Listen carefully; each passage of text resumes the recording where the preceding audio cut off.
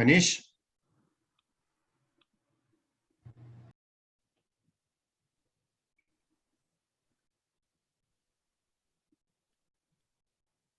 Dr. Chakrabarti? There. There we go. Hey, how are you, Patrick? Hello. So let's start. So you know Jordan? I know Jordan, yes. And I need to recognize at this point that we're here because of him. You know, Jordan's was a brilliant idea of starting this project, and we should give him full recognition for that. I was trying to find work to work with some of our IAC members, so that is the opportunity now. Now, let me introduce you also to Brian and Randy. Hi, guys. So they're going to be joining the program in September, soon, and that will be their capstone. I mean, part of their capstone. So all three of you are going to be joining correct. The program in fall, which is what, next month? Yeah, 2 weeks. August 28th. Okay, but in some sense, you've already started, so you have a head start. No, you know, as I've tried to explain to Brian and Jordan, Randy might not be fully aware of it yet, but, you know, the paradigm has changed where we wait until the beginning of the class, and then we start, and then we wait for the grade, and then this thing is going to be evolving. The same way I would expect this project not to end, right? Because there's lots of things that could be done around, and we'll talk about this. Makes sense. So I guess what I wanted to, because we'll have one of these meetings once a month, and then the last meeting there'll be a presentation, and you'll be able to judge it with me.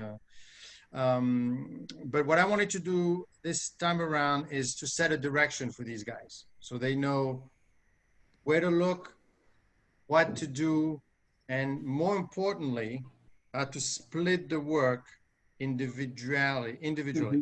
Now, having said that, I've closed this capstone to only these three gentlemen. Okay. So, because I think it's a special program, and they each bring special skills. Jordan was quite innovative in his approach. Randy is, from what I hear, is top of his class by Professor Paul Brockman. So I'm sure he's going to bring something to the table. Oh, so you are also a Lehigh student? They all, yes. Are they all three of you are Lehigh students? Yeah. Okay. Oh, no. Randy was Lehigh, John was Lehigh, Brian was not. Okay. And Brian's got lots of energy, as you will find out soon enough. So I think the combination of all three, if there's something to be had here, I think it's a right combination. And as we spoken earlier, I mean, we talk about the IAC, is I always wanted to bring in different type of student to this program. Mm-hmm. And I think this is what I was talking about.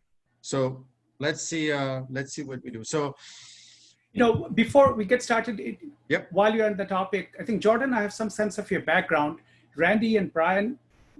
So Randy, you were in the business school, if you got Paul Brockman. So your background is, what was your bachelor's degree in? I would like to just hear your background so I can split up the work, at least recommend how it should be split up. Maybe Randy, you go first. Yeah, so I majored in finance. Finance, okay. I also minored in computer science. So I have some familiarity with the programming languages, including SQL and some of the basics of Python and R. And Randy actually took a class that Paul teaches for the MFE. Yeah. Yes, and he was quite impressed, I have to say. And while he was an undergraduate, right? And while he was an undergraduate. And that's what I thought Randy would be a good addition to this group. Makes sense. Yeah. And Brian?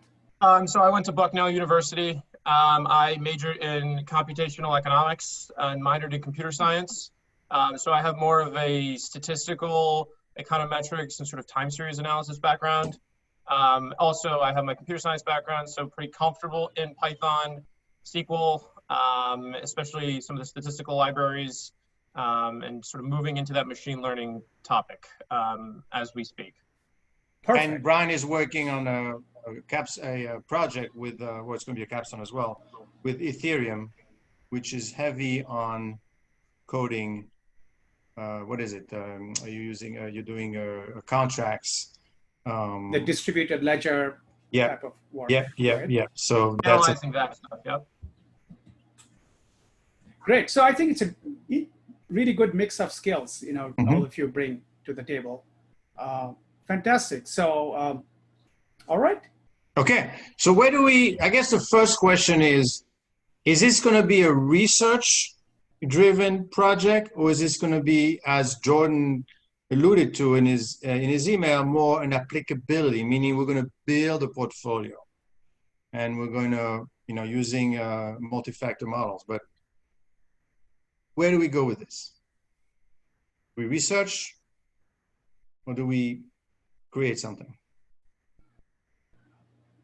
Question for me? I guess For it's for everyone. the team, because I think that they Yeah. have something that they want to show us quickly, maybe. You have some sort of presentation or some thoughts already on the matter? I don't want to. Yeah, we definitely have some thoughts. Okay. I guess I'll take the ball on this, and I'll speak for myself, and please, Jordan and Randy, chime in here. My idea with a project like this is kind of twofold, because factor investing is done both academically and applied in funds, asset managers, hedge funds.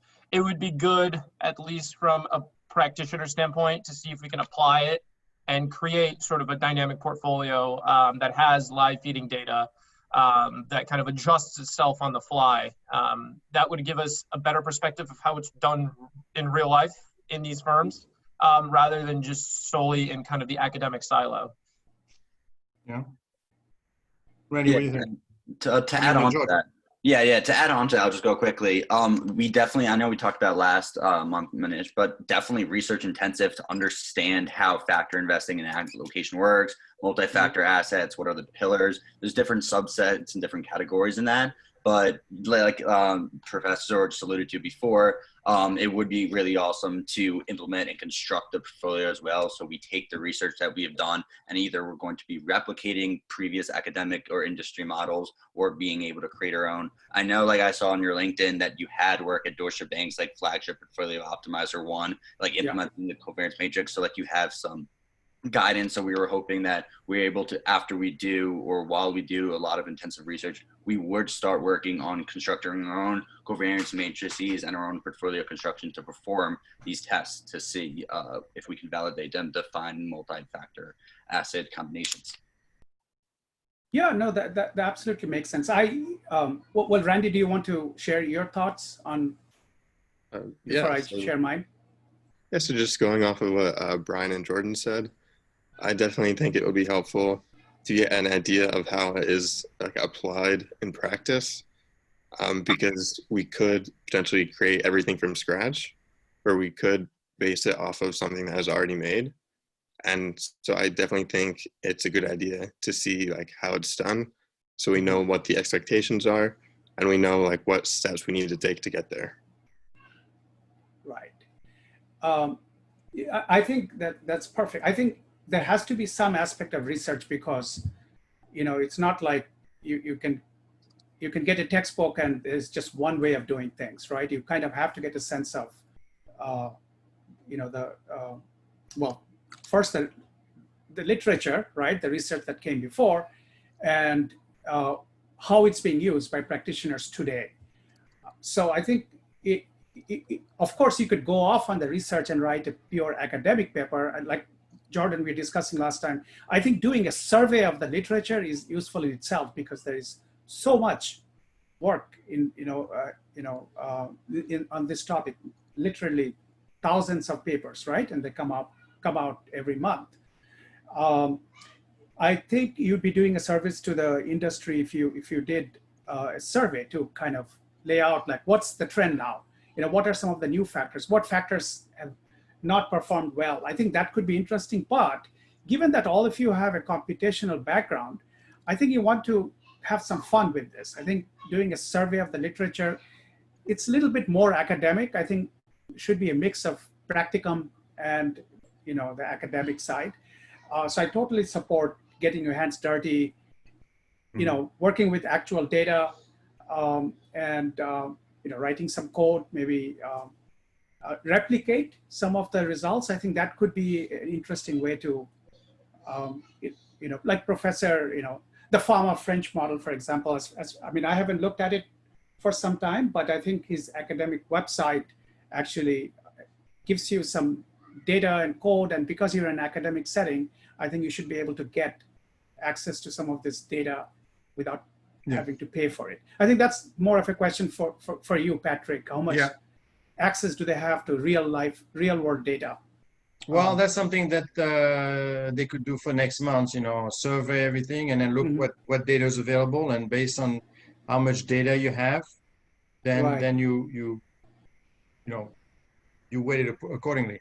The thing is, when I first talked about this, I had also spoke to this project with the Juha Kopela. I don't know if you remember him. And he was, he was down on the Fama-French model because he thought that this was an old, the point though is that whatever they're going to work on, and that's why I need your help there, Manish, is that I want to make sure that whatever they come up with, it's relevant. I would hate to be too much of a research academic driven that they're going to say, that's great, you're smart, but are you going to work on a PhD? Is that, no, I want them to be able to, if it's as closely tied as something that they could use in real life, based on what you've seen, that would be the best, even if it has to be more on the survey side than on the research side. No, that totally makes sense. One thing I wanted to, so I understand where, Juha is coming from. I think factor investing or, factor-based investing definitely, there are two camps. There are, the AQR, the Cliff Asness, the firm that's really heavily invested into factor investing. But then lately, at least over the last couple of years, there is this machine learning community that is really now, stirring things up, if you like. So I'm talking about people like Marcos Lopez de la Prado. He's a big proponent of using much more data-driven machine learning approaches. So factor models are essentially linear models. So you got factors, you build a linear, basically it's the simplest model you can think of. It does not model non-linearity. But using machine learning, going beyond ordinary least square regression, once you use other techniques, gradient boosting or neural network, there is a sense that you can now capture non-linear effects as well, which some of the studies that these guys have done outperform factor models, right? So in fact, maybe in the chat window, I can share some links with you. In fact, just earlier this week, I participated in a panel, well, not quite a panel discussion, but there are a couple of, so I mentioned Marcos de la Prado. There are a few other people who are really pushing the frontiers of this field, much more machine learning, data-driven type of approaches. And I would highly recommend in the next couple of weeks taking a look at these books, and you can Google them, and I'll share. I think there's one called Tony Guida. Do you know this one, Patrick? Let me see if I can share. Tony, what's his?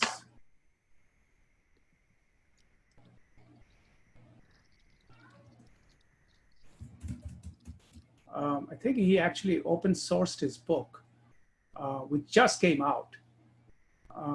What is it called? Give me 1 second. I can find this. And what you but do, what I'm thinking is, guys, maybe for the conference, we could have this as a topic. Not so much a whole project, but maybe if you're able to survey the land, and you could split it among the three of you, And I could call it multi-factor discussion. It could be an interesting angle as well to get you out there, to make it more. Yeah, I just sent the link on the chat window. Okay. So let me know if you have any trouble getting to the site. Yeah, we got it. Yep. So basically, so this literally hot off the press, right? So I listened to his pitch, what he's proposing. I'm not sure if this is in R or Python, but basically he's sharing the code. Obviously, it's a baseline, right? You can take the code and modify it and do your own studies. I think you could do a project basically if you just follow the book, and it's actually an introduction to factor investing as well. There's some introductory chapters on that. I feel so. It's called Machine Learning for Factor Investing, right? So talk about different types of approaches.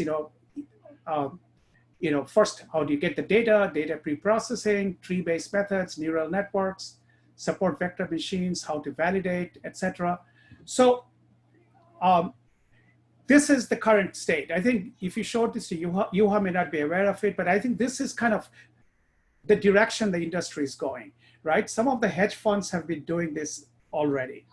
But now I think it's more sort of out in the open, like there are books like this coming out.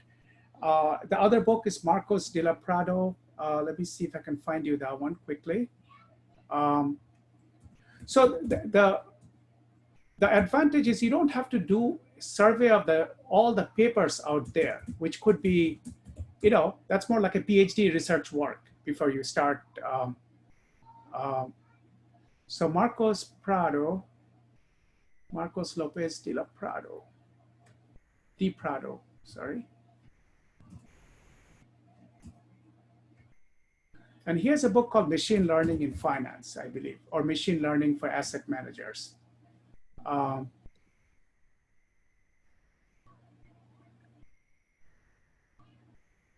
Yes, I think I found the link. So listen, guys, it's your project, right? So, you have to ultimately make the decision of what you are interested in doing. I mean, you could do a more traditional type of project, the traditional factor modeling. And there are companies, right, vendors like Axioma, Barra Research, MSCI Barra, that basically do this. That's their business, right? They compute factors, factor returns. They have some, standard industry factors, style factors, et cetera, but they have their own sort of factors as well. And they provide these data on a daily basis to asset managers, banks, and banks are using it. I think it's the baseline. You're going to be compared against the Barra US equity model, EQ01. So they have various models they have built for equities, fixed income, and so on. So I'm not saying that the traditional factor investing is dead, by no means, but some of these factors have not performed well, like the value factor have not performed well in the recent, so some people are questioning, like, do they really explain? Do they explain the return, right? And factors have cyclical patterns, shelf life, so obviously that's healthy for any given area. Finance never sits still, right? It's always going to be, the market basically, closes any advantage you might have, any alpha will be short-lived. But, computationally speaking, I think, Jordan, we talked about this. It's more of an IT type of work, like you get all this, you get the equity return data, corporate action data, you compute, the small firms for large firms, you get the market cap, and you compute, the returns for that factor. So you can do it, but I think it's more of a computer science, IT kind of work. You don't need to necessarily understand the finance aspect of it. I like, Manish, I like the idea of when you mentioned survey, because when these guys are going to be looking for jobs in 1 or 2 years from now, are they going to be more powerful by showing, look, I developed this model, and they'll say, that's great, but you know what? it's not used anymore, or you know, we could question it, and then you got to get through all the data issues that you're going to have. Right. But the idea of a survey of the land and say, okay, this is where what's going on. First of all, it'll show you depth of knowledge, so you'll get a feel of what's working and what's not working. Yes. Because And it has to be cutting edge, like survey of, you know, the past research up to the present point, right? So you can include the classical stuff and also the machine learning approaches, right? So a current survey, right? I think there are surveys like 10 years old, you know, that's not, doesn't have that much value, right? So I think a survey is excellent. And that could be a project in itself. So I think that's something to think about. And, you know, part of your project could be, you know, doing a survey as half of it, 50%. And then you guys go off and implement some of these models, you know, get your hands dirty, actually check out some of the data. Maybe you get access to some alternative data and see if you have explanatory power. You know, you can do both. I think, I like the idea of 50-50, because what we've experienced with another project that we have called the Falling Knives, you know, and that one is really that data driven. It was tough to get to the data. So the team spent a lot of time accessing it. And then of course you have to have the coding skills to get it moving. So we need to get somebody that has enough coding skills. Not that I'm saying we don't have it, but then you're spending a lot of time spinning. So I was thinking research and applicability, but I think research, survey, and applicability is probably better. Maybe survey and applicability, 50-50. Maybe you guys for the next month or so start surveying what's going on, so you have you know exactly, at least you'll have the key terms. Right. So when you look for jobs and you interview, you know exactly, I mean, you may not have done it, but you know where it fits and who's doing what.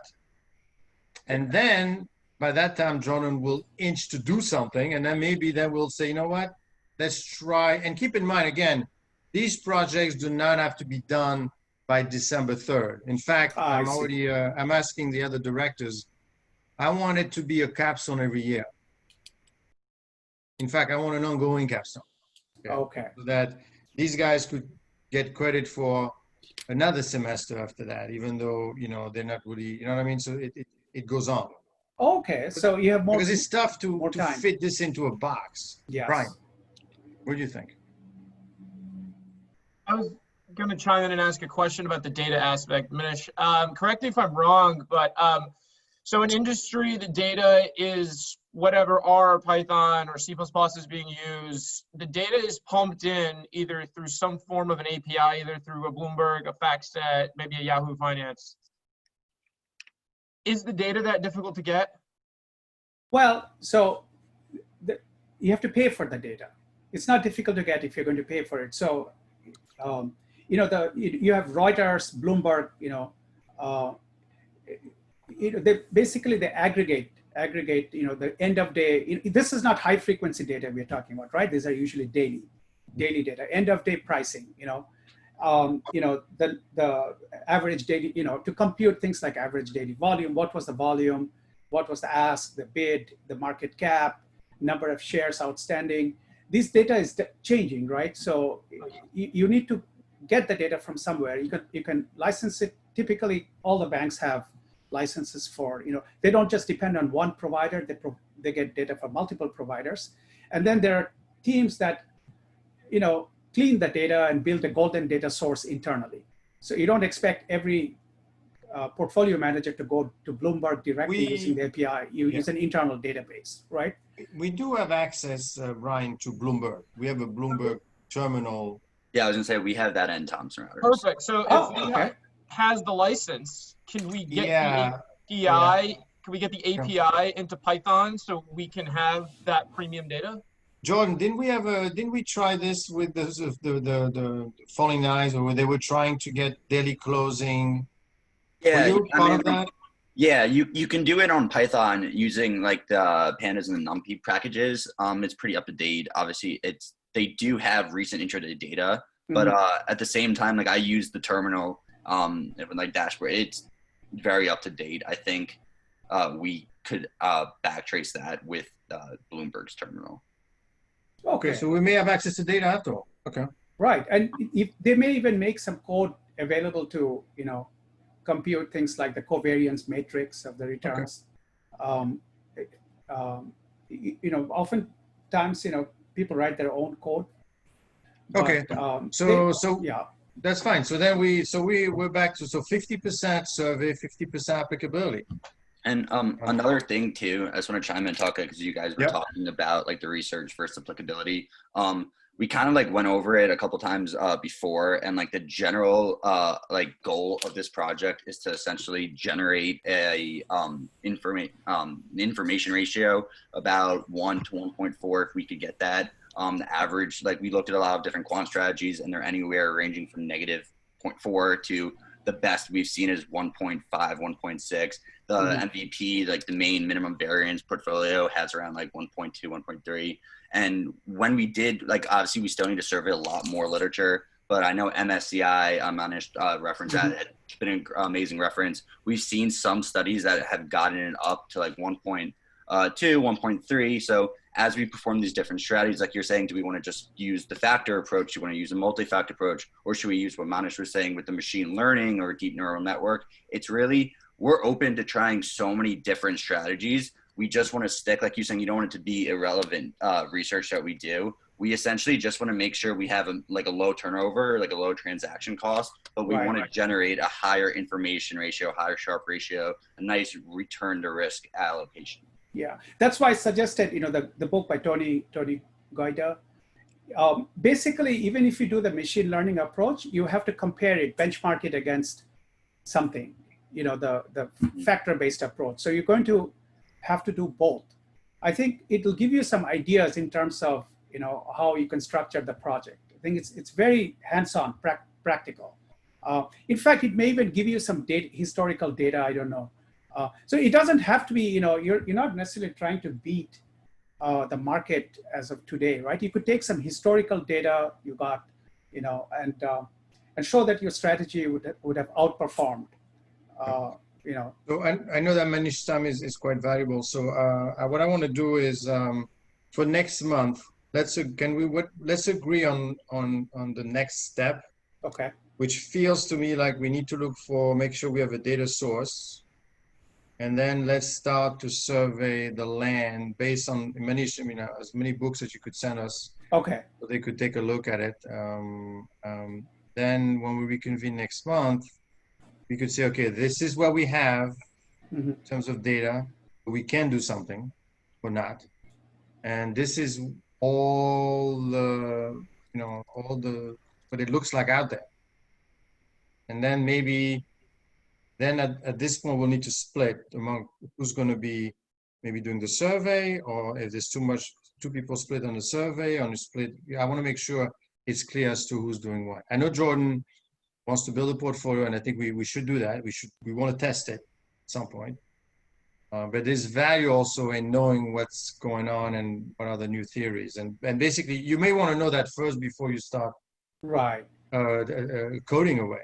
And keep in mind, Jordan, this thing doesn't have to be done in one semester. Yeah.